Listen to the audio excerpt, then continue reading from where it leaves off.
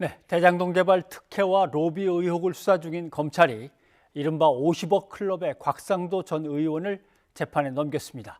대선 후보들도 대장동 의혹을 둘러싸고 치열한 공방을 계속 벌이고 있습니다. 관련된 내용을 장윤미 변호사와 짚어보도록 하겠습니다. 어서 오십시오. 네, 안녕하세요.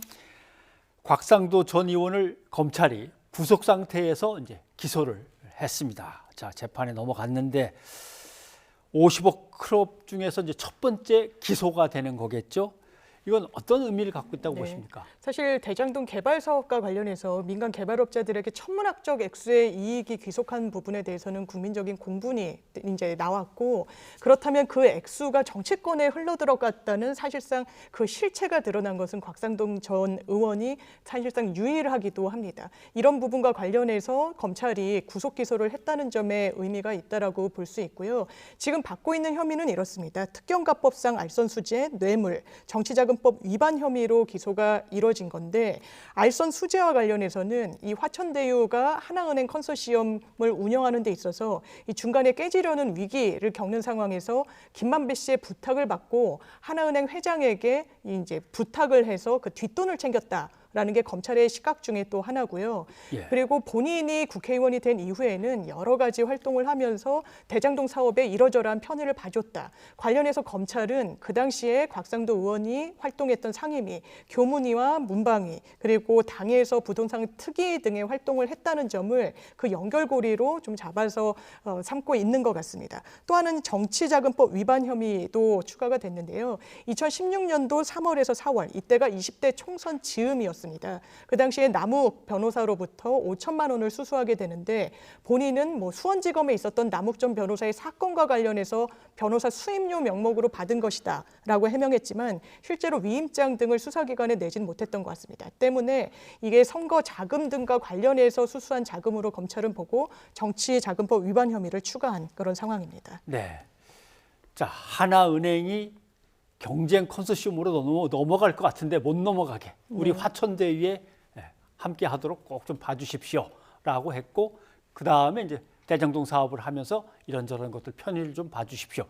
결국 그 대가인지 아닌지는 모르겠지만 돈이 건너간 걸 확인이 됐습니다. 25억이 아들을 통해서 건너갔고, 또 나중에 말씀하신 5천만 원이 또 남 변호사를 통해서 건너갔고, 그럼 돈이 건너갔는데 뭐가 쟁점이 되는 겁니까? 사실 알선 수재와 관련해서도 오늘 곽상도 전 의원이 내놓은 입장을 보면 이렇습니다. 알선 수재는 무언가 편의를 봐달라고 부탁을 하는 행위가 구체적으로 적시가 돼야 되는데, 검찰이 아직까지도 본인이 그렇다면 하나은행의 어느 부분, 어느 고위직 관계자들을 만나서 알선 청탁을 했다라는 것인지를 밝혀내지 못하라는 게 곽 전 의원의 어떤 반박 내용입니다. 그렇다면 어떤 범죄로 그 처벌까지 받게 하기 위해서는 그 행위가 굉장히 구체적으로 기재가 돼야 되기 때문에 실제로 재판 과정 중에서 상당히 쟁점이 될 가능성이 많이 높은 상황이고요.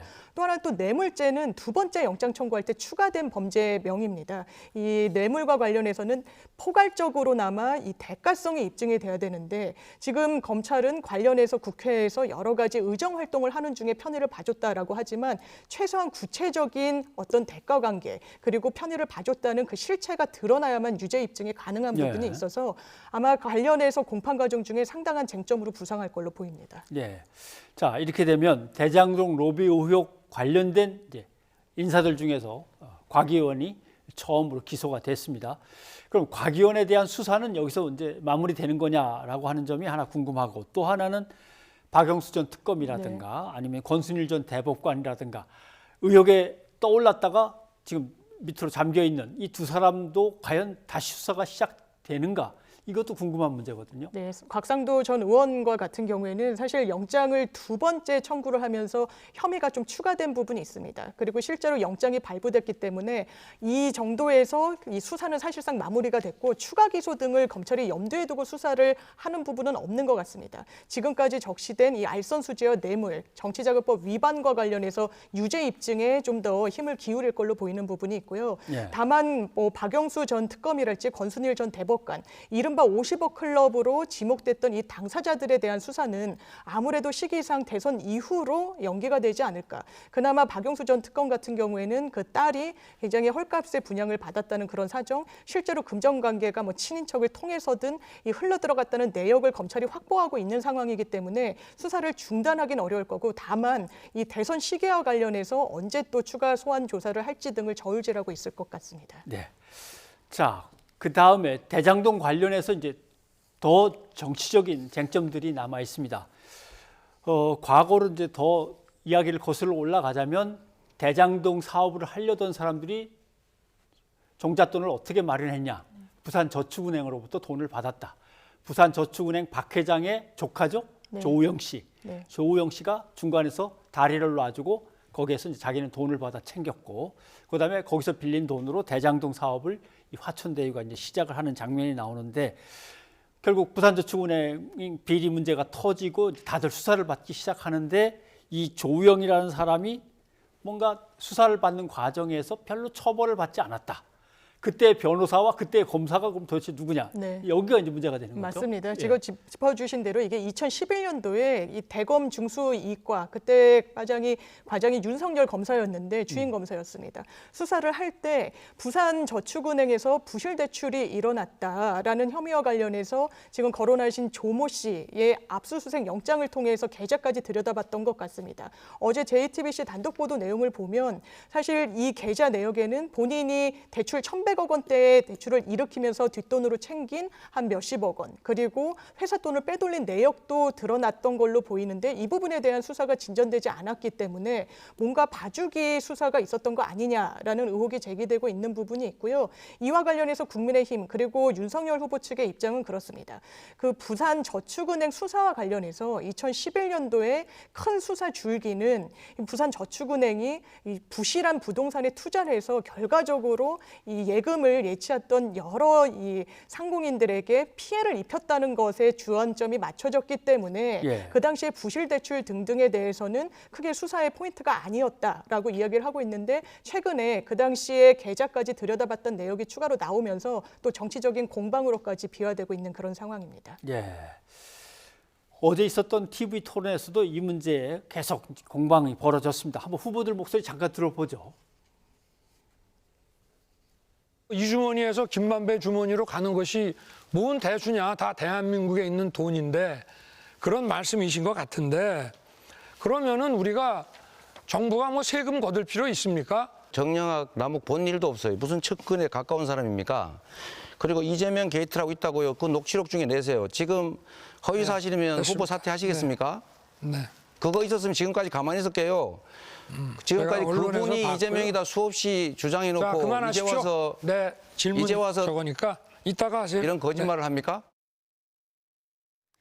네, 대장동이라고 하는 긴 세월 동안 진행된 어떤 사업에서 큰 이익이 남아서 가져간 건, 누군가 가져간 건 분명한데, 도대체 그 실체가 뭐냐, 이게 수사를 통해서 언제쯤이면 확실하게 드러날 수 있겠습니까? 사실 이 두 여야 후보를 이 겨냥한 의혹과 관련해서는 수사를 통해서 밝혀지기는 사실상 좀 어렵지 않나라는 생각이 드는데요. 예. 이미 뭐 이재명 후보는 그렇다면 수익을 뭔가 민간업자들에게 유리하게 가도록 이 개발을 뭐 짰는지, 그 부분과 관련해서도 사실 의혹 제기 수준에 머무는 측면이 분명히 있는 것 같고, 이미 관련자들이 기소돼서 재판을 받고 있기 때문에 더 수사가 진척되긴 좀 어려운 측면이 있습니다. 윤석열 후보도 부산저축은행과 관련해서 부실 수사 의혹을 받고 있지만 2011년도의 사건이기 때문에 10년이 지나서 더는 법률적으로 들여다보기 좀 어려운 측면이 분명히 있습니다. 때문에 뭐 특검 등을 통해서 한번 파헤쳐 보자라고 정치권에서 공방이 오가기도 했지만 이미 실기한 부분이 있고, 그렇다면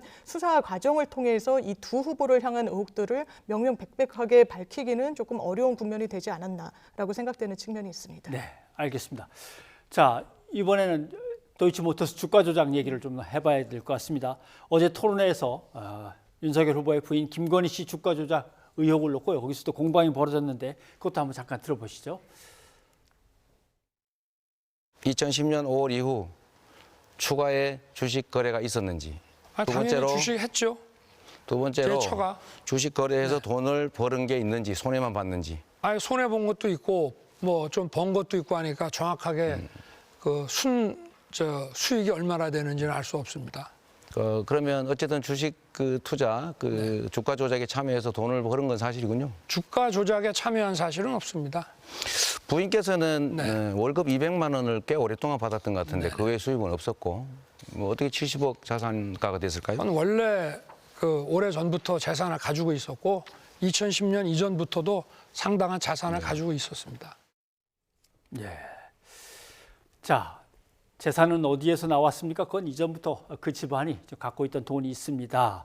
자, 주가 조작에 참여했습니까? 아닙니다. 주식 거래는 그 이후에도 좀 있었지만 주가 조작은 전혀 없습니다라고 하는 이제 대답입니다.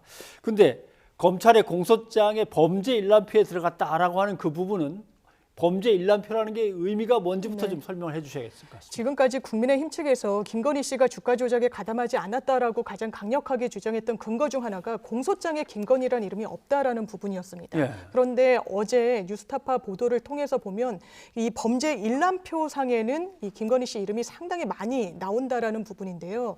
저희가 그렇습니다. 공소장에 첨부가 되는 범죄 일람표는 굉장히 이 범죄의 일시 그리고 어떤 행위 그리고 범죄가 금액과 관련된 부분이라면 구체적인 액수가 아주 치밀하게 담겨 있는 그런 표입니다. 이 부분이 왜 중요하냐면 실제 형사소송에서 피고인이 대응을 하는 데 있어서 본인의 잘못을 인정하고 부인하는 그 가장 기준이 되기 때문입니다. 또한 검찰이 여러 증거 자료들을 통해서 혐의 입증을 위해서 하나하나의 범죄 사실들을 기재한 내역이기 때문에 의미가 있고 이 부분도 공소장의 일부라고 보여지는 측면이 있습니다. 그렇다면 공소장에 이름이 아예 등장하지 않는다라는 주장은 조금 설득력이 약해진 측면이 있는 것 같고요. 예. 지금 해당 보도 내용을 보면 김건희 씨가 공개했던 신한증권 계좌 이외에 4개의 계좌가 추가로 드러났고 한 2개는 실질적으로 이 주가 조작 일당들에게 넘어갔고 나머지 계좌 같은 경우에는 본인이 운영했다라는 의혹이 최근 다시 제기된 그런 상황입니다. 예.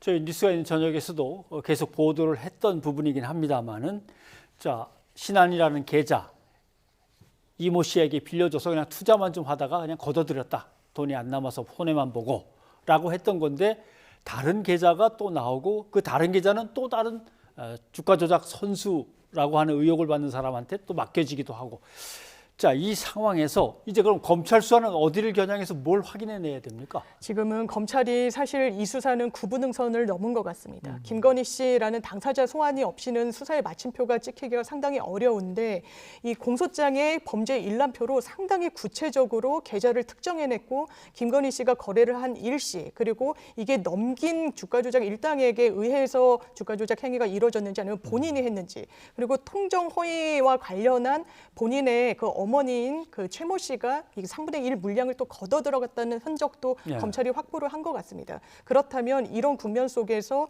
이 당사자를 소환하지 않고 수사를 마무리 짓기는 좀 어려운 국면인데 다만 대선이라는 빅 이슈가 있기 때문에 그 이후로 소환 일자를 저울질하지 않을까라는 생각이 드는 부분이 있습니다. 네, 알겠습니다.